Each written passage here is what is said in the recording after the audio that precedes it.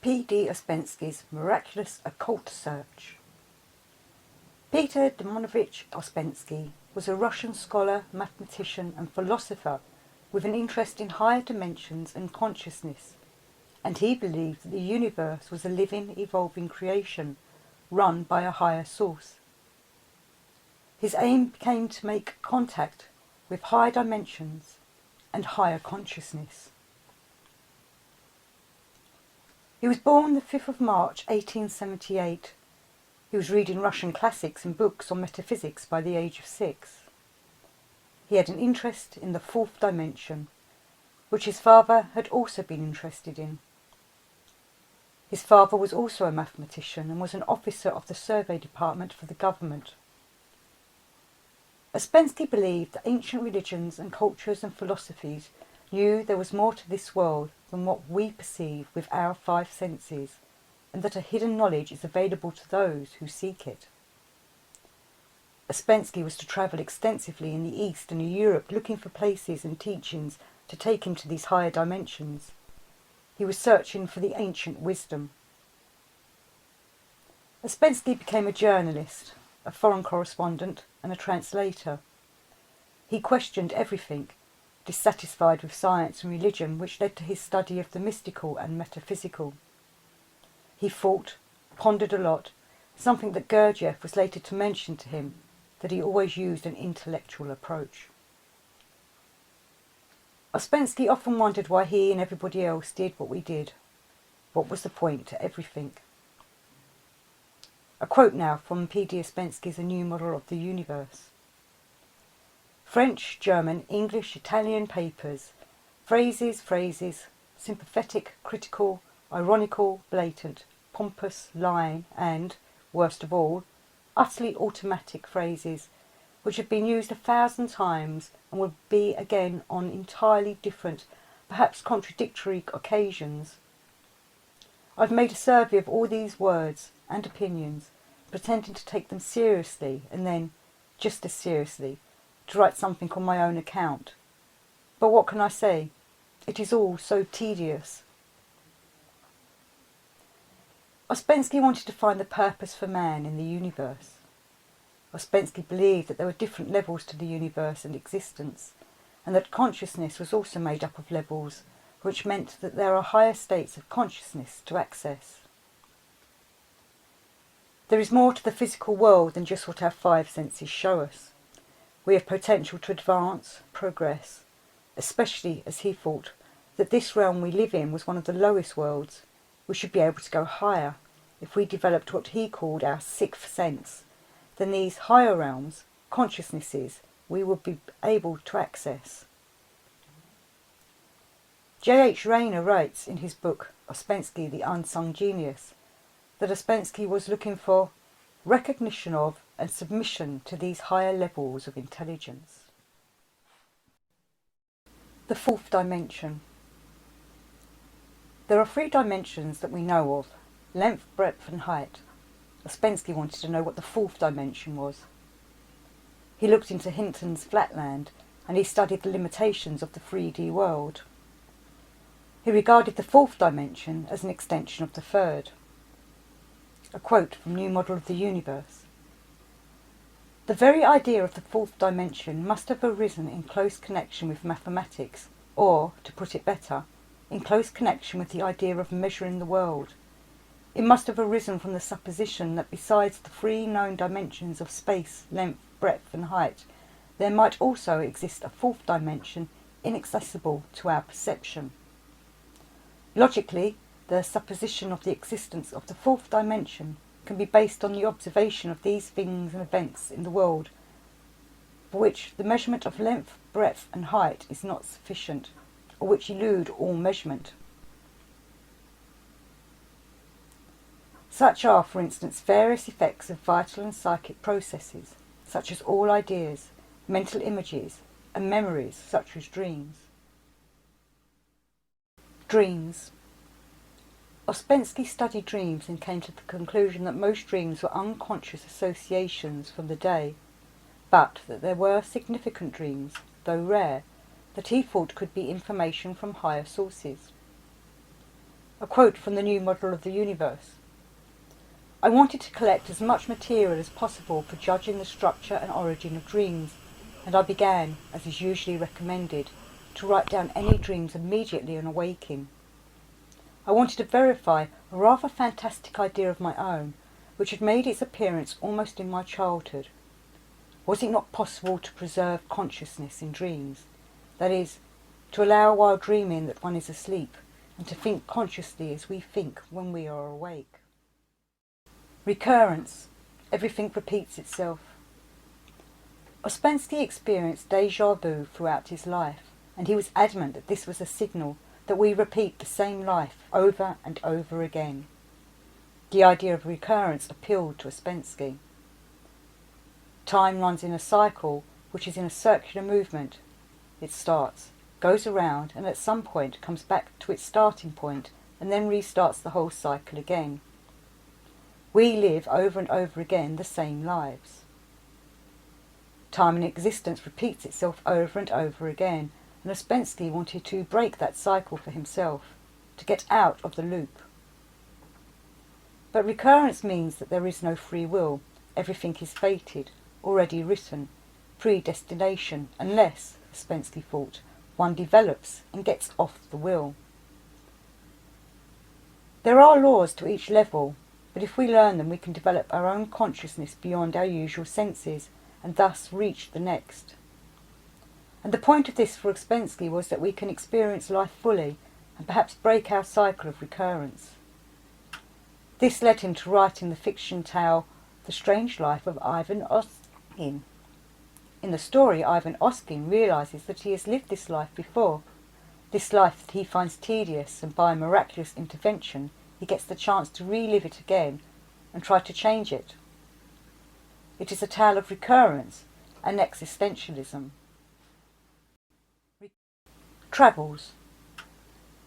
Ouspensky read occult and esoteric books, and he went in search for answers abroad, travelling to the east, to Asia Minor, to Egypt, and across Europe.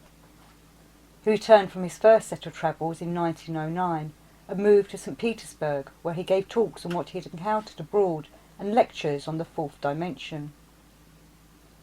In A New Model of the Universe, Ouspensky writes a chapter about the places he has visited that have had an impact on him. The chapter is called In Search of the Miraculous, and discusses what he experienced at places such as Notre Dame in Paris, the pyramids in Egypt, the Buddha with the sapphire eyes, and the Mevlevi dervishes.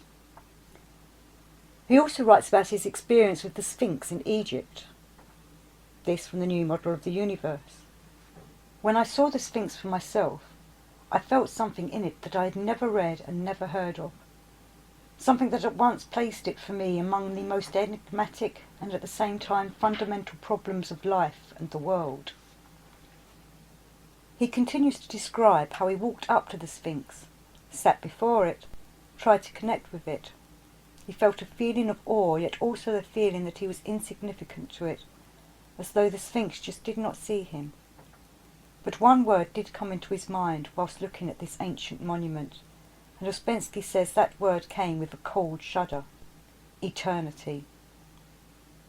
He wrote, I felt that in those moments in which I stood before the Sphinx, it lived through all the events and happenings of thousands of years, and that on the other hand centuries passed for it like moments. How this could be I did not understand, but I felt that my consciousness grasped the shadow of the exalted fantasy or clairvoyance of the artists who had created the Sphinx. I touched the mystery, but could neither define nor formulate it. Travels. Books. Ouspensky wrote books on occult subjects, and he attracted many people to talks he gave on them. Tertium Organum, 1912, which was about a conscious universe and how one could develop one's self-consciousness to progress in understanding the universe. The book comes with many mathematical concepts. He also suggests in this book that we need new patterns of thought, though he was to, many years later, ask people not to read this book, calling it a terrible book. A New Model of the Universe, 1918. This book is about esoteric knowledge, and how it is forgotten in modern-day science and religion. It follows his own search for the esoteric hidden knowledge, and it covers a range of subjects from Christianity to yoga, as well as accounts of his experiments and research into inducing higher states of consciousness.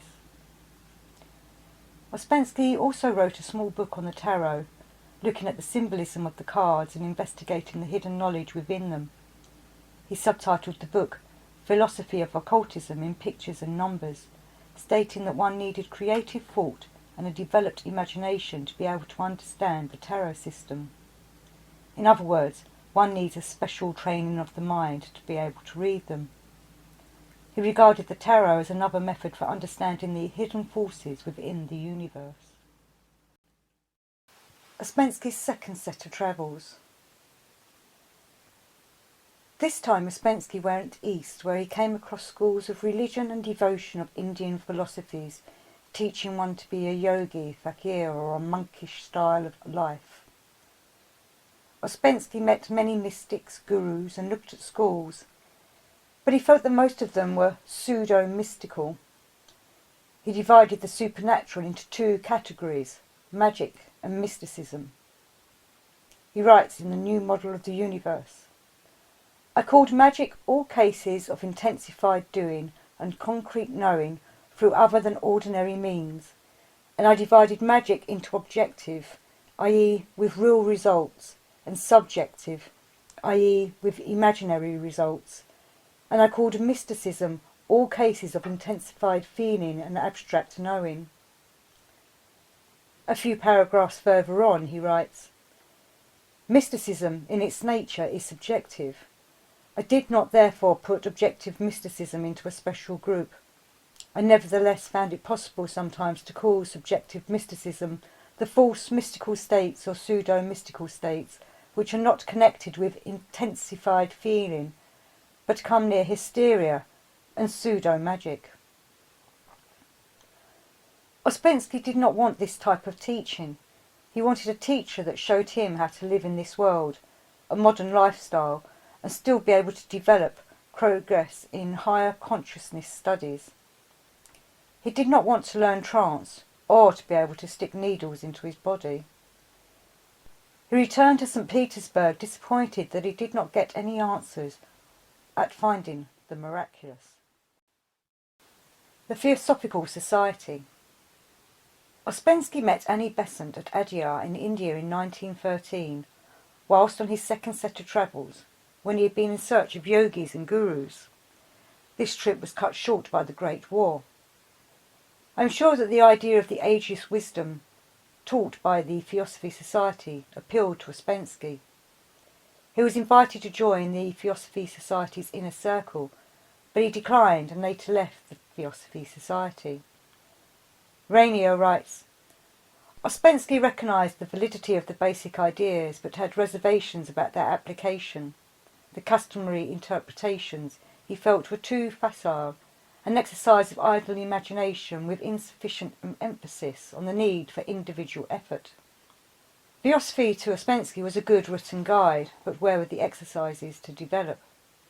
So he began to develop his own exercises called experimental mysticism, which he discusses in his book A New Model of the Universe. Exercises such as sitting and putting his attention to certain parts of his body to create awareness. He also called these conscious exercises." Gurdjieff. Whilst living in Moscow, Ouspensky saw an advert for a new ballet entitled The Struggle of the Magicians. This was a ballet written by George Ivanovitch Gurdjieff, who had a reputation of being a Greek-Armenian mystic. A colleague took Ouspensky to meet Gurdjieff. On first impressions, Ouspensky thought that this man sat in front of him in a cafe in Moscow was a fake, as he seemed to be wearing a not very good disguise. But pretty quickly Ouspensky began to recognise that Gurdjieff was a man of knowledge and wisdom, a teacher.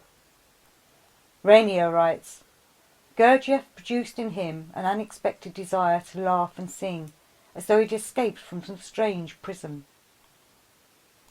Ouspensky recognised that Gurdjieff had the answers to his questions, and he dedicated himself to becoming Gurdjieff's student and taking part in Gurdjieff's system, known as the work.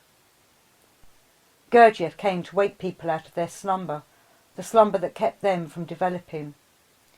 This slumber was sleep, and it caused man's misery. Ouspensky met Gurdjieff every day at the cafe, keeping a record of their conversations, which later was become the book In Search of the Miraculous. Gurdjieff did not allow note-taking, so Ouspensky's records are all from memory. Gurdjieff had the same ideas on cosmology as Ouspensky, that the universe was a living creation with a structure of levels created by supreme intelligence. Gurdjieff taught that the laws for each galaxy, each world, everything run on certain laws, which became more complicated as one came further away from the supreme intelligence, as they descended into lower levels of existence. Through everything spread the divine energy, but it decreased in potentiality as it moves away from the divine.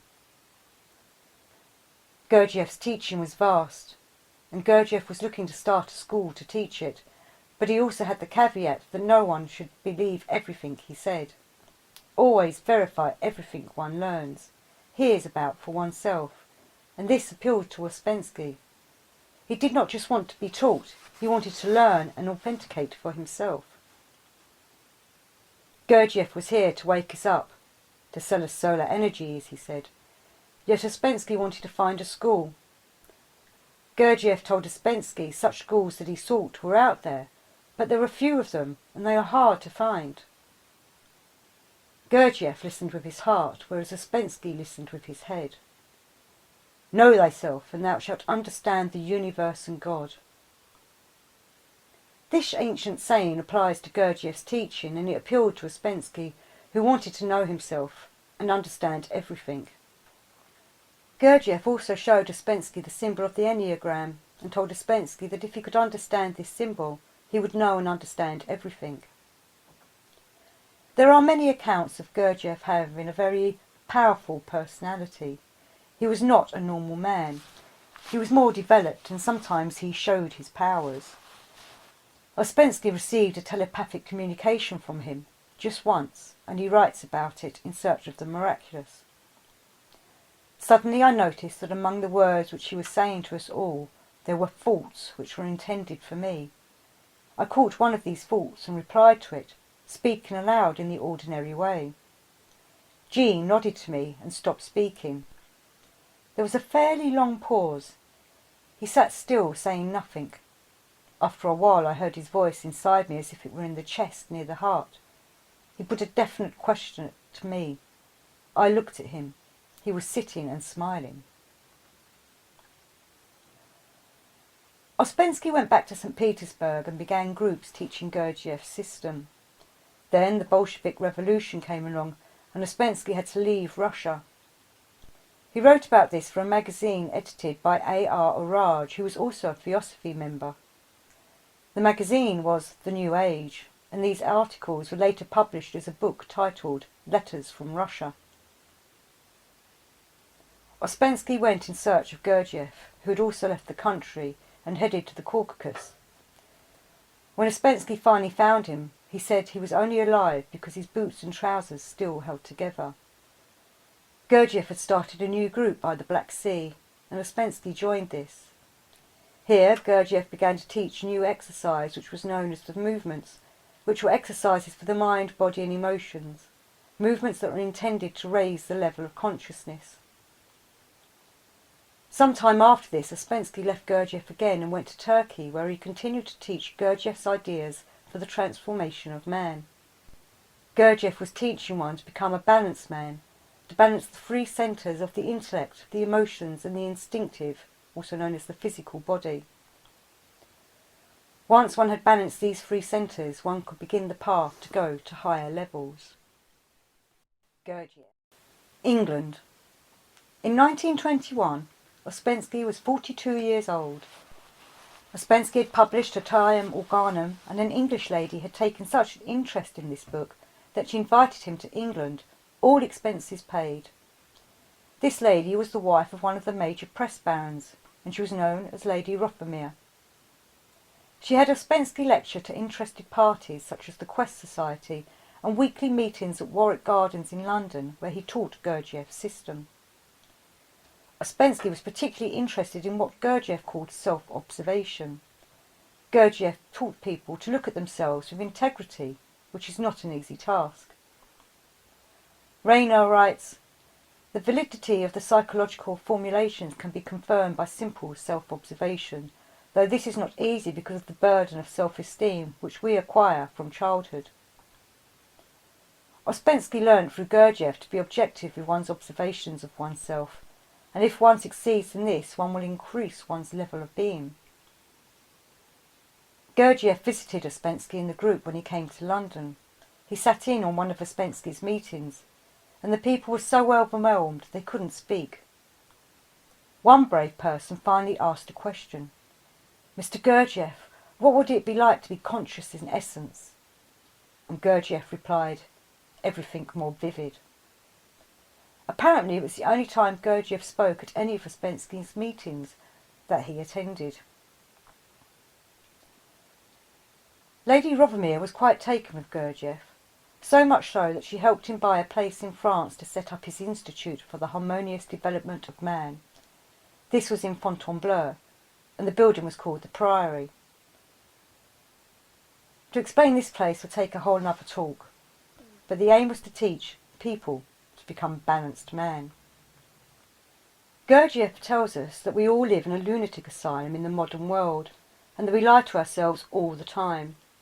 We see faults in others and ignore our own.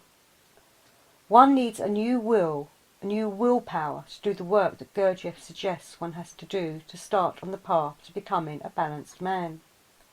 It involves taking off one's masks, for we wear many of them. Gurdjieff is vague about where he got this teaching. He says it is nothing new. It has always been there, but has been lost, forgotten, and has only been available in fragments. He has brought it back intact. The institute Gurdjieff started, he says, was not the full answer. Gurdjieff said about his institute, "Institute, a hatching place for eggs, supplies the heat. Chicken must try to break the shell, then help and individual teaching possible." The break from Gurdjieff. In January 1924, Ouspensky returned to London and announced he was breaking with Gurdjieff, the man, not the system. He continued to teach the ideas. There is much speculation as to why this happened. Many books and articles are written on this, but neither Gurdjieff nor Ouspensky ever actually said what caused the split. From my own research, I think that Ouspensky liked the system, the work, but not Gurdjieff, the man. It was Ouspensky who left, stating personal reasons and internal conflict. They were never to meet again. Lynn Place. Ouspensky wanted to attain a passive mind so that he could receive higher esoteric influences and to work with people with the same aim. He had found this in Gurdjieff. Now he wanted to create an environment with the right attitude to do this work. Ouspensky set up his own meetings in London, his caveat being that none of his pupils must be in touch with Gurdjieff. He emphasised that the ideas were important, not the man, though he always acknowledged that this was Gurdjieff's work that he taught. Ouspensky had always believed that Gurdjieff was in touch with some kind of great source, and that this great source was passing on esoteric information to Gurdjieff. Ouspensky spent the rest of his life in hope that this great source would contact him. In fact, he was disappointed that it never did. Ouspensky had always been aware that people just carried along in life. They did not look for any meaning to it. They let life take them wherever life went. Ouspensky said to one of his pupils, Maurice Nicole, "It is only when you realise that life is taking you nowhere that it begins to have meaning." Enrich one's life with meaning by developing one's being. Make life a conscious exercise. Ouspensky's meetings began with one of his long-time pupils reading a paper, and then when Ouspensky came in, there would be a Q&A session, and if nobody had anything to say, he would leave. Many of these meetings were recorded by his students and were later published as The Fourth Way. Ouspensky himself was working on a book which he was going to title Fragments of an Unknown Teaching, but he changed the title when his friend and fellow theosophist G.R.S. Mead wrote a book called Fragments of a Faith Forgotten. Ouspensky's book was published after his death and was retitled In Search of the Miraculous. When Gurdjieff saw the transcript of this book, he approved it. He said, "Before I hate Ouspensky, now I love him. This is very exact. He tell what I say." At the age of 56, Ouspensky found a new place to continue his work, Lynn Place.